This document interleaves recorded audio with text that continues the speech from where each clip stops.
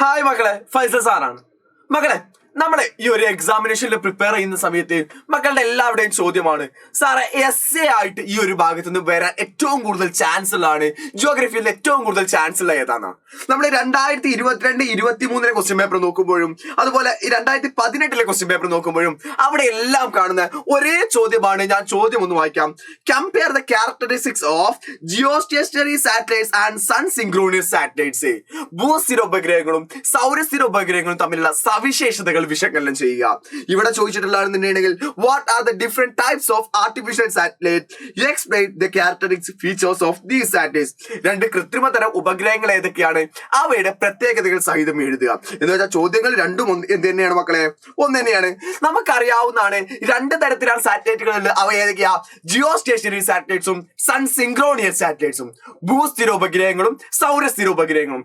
മക്കളെ, ഇത് പരീക്ഷയ്ക്ക് 6 മാർക്കിന് എസ് ആയിട്ട് ചോദിക്കാൻ സാധ്യതയുള്ള ഒരു ഭാഗമാണ്. അതുകൊണ്ട് എന്റെ മക്കൾ കൃത്യമായിട്ട് എന്ത് ചെയ്യിക്കണം, മനസ്സിലാക്കിയിരിക്കണം. ഇത് കൃത്യമായിട്ട് രണ്ടും പഠിച്ചിരിക്കണം. ആദ്യം തന്നെ ഭൂസ്ഥിര ഉപഗ്രഹങ്ങൾ അഥവാ ജിയോ സ്റ്റേഷനറി സാറ്റലൈറ്റ്സ് നോക്കാം. ജിയോ സ്റ്റേഷനറി സാറ്റലൈറ്റ്സ് എന്ന് പറയുന്നത് ഭൂസ്ഥിര ഉപഗ്രഹങ്ങൾ എന്ന് പറഞ്ഞാൽ ഭൂമിയുടെ റൊട്ടേഷൻ നമുക്കറിയാം, ഭൂമിയുടെ ഭ്രമണത്തിന് തുല്യമായി ഭൂമി എന്ത് ചെയ്യാണ്, ഇത് ഭൂമിയാണെന്നുണ്ടെങ്കിൽ ഭൂമിയുടെ ഭ്രമണത്തിന് തുല്യമായിട്ട് കറങ്ങുന്ന ആളെ വിളിക്കുന്ന പേരാണ് ജിയോ സ്റ്റേഷനറി സാറ്റലൈറ്റ്സ് അഥവാ ഭൂസ്ഥിര ഉപഗ്രഹങ്ങൾ എന്ന് പറയും. എന്ന് വെച്ചാൽ ഭൂമിയുടെ ഭ്രമണത്തിന് തുല്യമായിട്ട് ഇതിന്റെ കൂടെ ഇങ്ങനെ പോകുന്ന ആളാണ്. ഇപ്പൊ അഥവാ these are satellites that move in equal velocity with the earth's rotation. ഭൂമിയുടെ ഭ്രമണത്തിനൊപ്പം സഞ്ചരിക്കുന്ന ആളെയാണ് എന്ത് വിളിക്കുക? ഭൂസ്ഥിരം. ഭൂമിയുടെ ഒപ്പം, ഭൂമിയുടെ സ്ഥിരം എന്ന് ആലോചിച്ച് നോക്കിയാൽ മതി. ഇവിടെ ഭൂമിയുടെ കൂടെ സഞ്ചരിക്കുന്ന ആളായിരിക്കും ഭൂസ്ഥിര ഉപഗ്രഹങ്ങൾ എന്ന് പറയുന്നത്. ഇതിന്റെ ഡീറ്റെയിലേക്ക് പോകുമ്പോഴേ ഇത് നിൽക്കുന്നത്, ഭൂസ്ഥിര ഉപഗ്രഹങ്ങൾ നിൽക്കുന്നത് ഭൂമിയിൽ നിന്ന് 36,000 കിലോമീറ്ററുകൾ അകലെയാണ്. ഇതിന്റെ സഞ്ചാരപഥം എന്ന് പറഞ്ഞാൽ 36,000 കിലോമീറ്റർ അകലെ എന്ന് വെച്ചാൽ ഒരുപാട് ദൂരെയാണ്. ഒരുപാട് ദൂരെ ആയതുകൊണ്ട് തന്നെ ഇതിന്റെ കാഴ്ച, ഇതിന്റെ വീക്ഷണം, സർവൈലൻസ് ഏരിയ എന്തായിരിക്കും? ഒരുപാട് കൂടുതലായിരിക്കും. എപ്പോഴും ഭൂമിയുടെ 1/3 ഭാഗം അഥവാ 1/3 ഓഫ് ദ എർത്ത്, ഭൂമിയുടെ 1/3 ഭാഗം എപ്പോഴും എന്തുണ്ടാവും? ഭൂസ്ഥിര ഉപഗ്രഹങ്ങളുടെ കാഴ്ചയിലുണ്ടായിരിക്കും. നമുക്ക് തന്നെ അറിയാമല്ലോ, നമ്മൾ അടുത്തുനിന്ന് ഫോട്ടോ എടുക്കാതിരിക്കാം. അപ്പൊ നമ്മൾ മൊബൈൽ ഫോൺ എടുത്തിട്ട് നമ്മൾ എന്ത് ചെയ്യുന്നു? ഇപ്പൊ ഉദാഹരണത്തിന് നമ്മൾ ഈ ഒരു വസ്തുവിന്റെ ഫോട്ടോ എടുക്കുന്ന സമയത്ത് അടുത്തുനിന്ന് ഫോട്ടോ എടുക്കുമ്പോൾ കൂടുതൽ ഏരിയ കിട്ടും? ഇല്ല, ചെറിയൊരു ഭാഗം മാത്രമേ കിട്ടും. ദൂരെ നിന്ന് എടുക്കുമ്പോൾ ഇത് മൊത്തമായിട്ട് കിട്ടും. അതുപോലെ 36,000 കിലോമീറ്ററുകൾ ദൂരെ ആയതുകൊണ്ട് തന്നെ ഇതെന്ത് ചെയ്യും? ഇതിന്റെ ഒരു വീക്ഷണ പരിധി, സർവൈലൻസ് ഏരിയ എന്തായിരിക്കും? എപ്പോഴും കൂടുതലായിരിക്കും. ഭൂമിയുടെ 1/3 ഭാഗം എപ്പോഴും ഇതിന്റെ വീക്ഷണ പരിധി ഉണ്ടാവും. കൂടാതെ തന്നെ നമ്മൾ പറഞ്ഞു ഭ്രമണത്തിന് തുല്യമായിട്ടാണ് പോകുന്നത്, റൊട്ടേഷന് തുല്യമായിട്ടാണ് പോകുന്നത്. അതുകൊണ്ട് തന്നെ ഭൂമിയുടെ ഒരു ഭാഗത്ത് ഇത് കോൺസ്റ്റന്റ് ആയിരിക്കും. ഭൂമി തിരിയുന്നതിന് കൂടെ ആരും തിരിയുന്നുണ്ട്, നമ്മുടെ ഉപഗ്രഹങ്ങളും തിരിയുന്നുണ്ടാവും. അതുകൊണ്ട് എന്ത് ചെയ്യുന്ന അറിയോ? ഇത് ഭൂമിയുടെ ഒരു ഭാഗത്ത്, ഇപ്പൊ ഇന്ത്യയുടെ നേരെ മുകളിലുള്ള സാറ്റലൈറ്റ് എപ്പോഴും ഇന്ത്യ മാത്രമേ നോക്കിക്കോളൂ, വേറെ ആരെയും നോക്കിക്കൂല. ഇന്ത്യയെ നോക്കി നിൽക്കുകയായിരിക്കും. As the movement of these satellites corresponding to the speed of rotation of the earth, it stay constantly above a specific place. അഥവാ ഭൂമിയുടെ ഭ്രമണ വേഗക്ക് തുല്യമായി സഞ്ചരിക്കുന്നതിനാൽ തന്നെ എപ്പോഴും ഭൂമിയിലെ ഒരേ പ്രദേശത്തെ അഭിമുഖീകരിച്ചിട്ടായിരിക്കും ഏതുണ്ടായിരിക്കുക? ഭൂസ്ഥിര ഉപഗ്രഹങ്ങൾ ഉണ്ടായിരിക്കാം. മാത്രമല്ല അതുകൊണ്ട് തന്നെ ഒരു പ്രദേശത്തിന്റെ കണ്ടിന്യൂസ് ഡാറ്റ കളക്ഷന്, കണ്ടിന്യൂസ് ആയിട്ടുള്ള ഒരു പ്രദേശത്തിന്റെ സ്ഥിരമായ വിവര ശേഖരണത്തിന് ഇതെന്ത് ചെയ്യും? നമ്മളെ സഹായിക്കും. കാരണം സ്ഥിരമായിട്ട് ഒരാൾ ഒരു ഭാഗത്ത് മാത്രം നോക്കിയിരിക്കുന്നത് കൊണ്ട് തന്നെ, ഒരു ഭാഗത്ത് മാത്രം ഫോട്ടോ എടുക്കുന്നത് കൊണ്ട് തന്നെ, ഒരു ഭാഗത്ത് മാത്രം വിവരം ശേഖരിക്കുന്നതുകൊണ്ട് തന്നെ കണ്ടിന്യൂസ് ആയിട്ടുള്ള വിവരങ്ങൾ എന്ത് ചെയ്യും? സ്ഥിരമായ വിവരങ്ങൾ ശേഖരിക്കും. അതുകൊണ്ട് തന്നെ ഇത് ഉപയോഗിക്കൽ എന്തിനു വേണ്ടിയൊക്കെയാണെന്നറിയോ? ടെലി കമ്മ്യൂണിക്കേഷനും വെതർ സ്റ്റഡീസിനുമാണ്, വാർത്താവിനിമയത്തിനും അതുപോലെ തന്നെ ദിനാന്തരീക്ഷം. വാർത്താവിനിമയം, നമ്മൾ ഫോൺ വിളിക്കുന്നതിനൊക്കെ നമ്മളെ സഹായിക്കുന്ന ആരാണ്? ഭൂസ്ഥിര ഉപഗ്രഹങ്ങളാണ്, ജിയോ സ്റ്റേഷനറി സാറ്റലൈറ്റാ. അല്ലെങ്കിൽ നമ്മൾ ഫോൺ വിളിക്കുന്ന സമയത്ത് ഇന്ന് താങ്കൾക്ക് ആ ഫോൺ വിളിക്കാൻ സാധിക്കുകയില്ല, ഇന്ന് സാറ്റലൈറ്റ് ഇവിടെ ഇല്ല, 2 ദിവസം കഴിഞ്ഞിട്ടേ വരൂ എന്ന് പറയാൻ പറ്റുമോ? പറ്റൂല. അത് തന്നെ ആലോചിച്ച് നോക്കിയാൽ മതി. ഇന്ത്യയുടെ ജിയോ സ്റ്റേഷനറി സാറ്റലൈറ്റ്സ് ആണ് ഇൻസാറ്റ്. എന്താണ് പറയാ? ഇൻസാറ്റ്. അപ്പൊ ഒരു ഉദാഹരണമായി ഈ പോയിന്റ്സുകളെ പഠിച്ചു നോക്കണ്ടേ. 36,000 കിലോമീറ്റർ ആണ്. ഭൂമിയുടെ 1/3 ഭാഗം എപ്പോഴും 3/1 എപ്പോഴും അതിന്റെ ഭാഗത്തുണ്ടാവും, അല്ലെ 1/3 പോർഷൻ എപ്പോഴും അതിന്റെ ഭാഗത്തുണ്ടാവും. കൂടാതെ തന്നെ ഒരേ ഏരിയയുടെ കണ്ടിന്യൂസ് ആയിട്ട് ഡാറ്റ കളക്ഷൻ ആയിരിക്കും ഉണ്ടാവുക.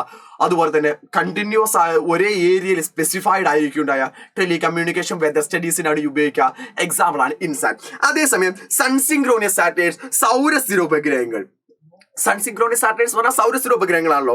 ഇതെന്താ പറയുക? പോളിൽ നിന്ന് പോളിലേക്ക്, ഉത്തര ധ്രുവത്തിൽ നിന്ന് ദക്ഷിണ ധ്രുവത്തിലേക്ക് ഇങ്ങനെ നേരെ എതിരെയായിട്ട് പോകുന്നതിനെ വിളിക്കുന്ന പേരാണ് സൗരസ്ഥിര ഉപഗ്രഹങ്ങൾ, സൺ സിൻക്രോണിയസ് സാറ്റലൈറ്റ്സ് എന്ന് പറയാം. Sun synchronous satellites are the artificial satellites that passes around the earth along the pole. ധ്രുവങ്ങൾക്ക് മുകളിലൂടെ ഭൂമിയെ വലയം വെക്കുക. ധ്രുവങ്ങൾക്ക് മുകളിലൂടെ ആയതുകൊണ്ട് തന്നെ ഒരേ സ്ഥലത്ത് വിവരമായിരിക്കും ഉണ്ടാവുക? ഇല്ല, പല സ്ഥലത്ത് വിവരങ്ങൾ പല സമയങ്ങളിലായിട്ടായിരിക്കും ലഭിക്കുക. അത് തന്നെയാണ് ഇതിന്റെ പ്രത്യേകത എന്ന് പറയുന്നത്. ഇത് എത്ര ദൂരത്തിലാണ് നിൽക്കുന്നവരോ? വെറും 900 കിലോമീറ്റർ. 900 കിലോമീറ്റർ. ജിയോ സ്റ്റേഷൻ എത്രയായിരുന്നു? 36,000. അതേസമയം സൺസിൻക്രോണിയസ് എത്ര മാത്രം? വെറും 900 കിലോമീറ്റർ മാത്രമാണുള്ളത്.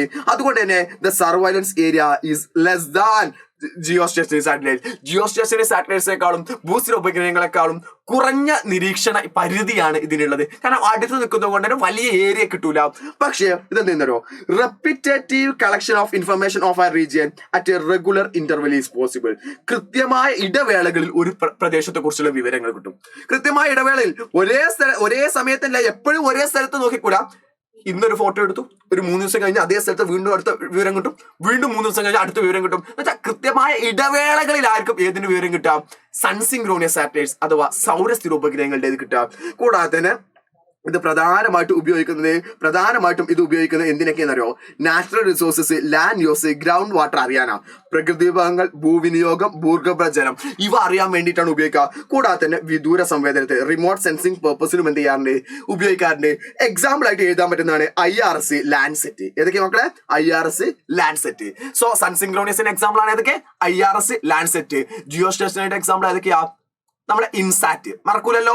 സോ മക്കളെ, ഇത് തമ്മിലുള്ള കമ്പയർ ചെയ്തിട്ട് നിങ്ങൾ പഠിക്കുകയാണെങ്കിൽ നിങ്ങൾക്ക് ഈസി ആയിട്ട് മക്കളെ നിങ്ങൾക്ക് മനസ്സിലാവും. സോ ഇതിന് നമുക്കൊരു മാച്ച് ദ ഫോളോയിങ് ക്രിയേറ്റ് ചെയ്ത് നോക്കാം. അപ്പൊ നിങ്ങൾക്ക് മനസ്സിലായിട്ടുണ്ടോ ഇല്ലയോ എന്നുള്ള ഈസി ആയിട്ട് നമുക്ക് മനസ്സിലാക്കാൻ വേണ്ടിയിട്ടാണ്. ഓക്കെ, അപ്പൊ നമ്മൾ എന്ത് ചെയ്യുന്നു നോക്കുന്നു. നമ്മൾ നോക്കുന്ന സമയത്ത് ഇവിടെ നോക്കിക്കോ മക്കളെ, ഈ ഒരു ചാപ്റ്ററിൽ നിന്നുള്ള നമുക്കൊരു മാച്ച് ദ ഫോളോയിങ് ആണ്.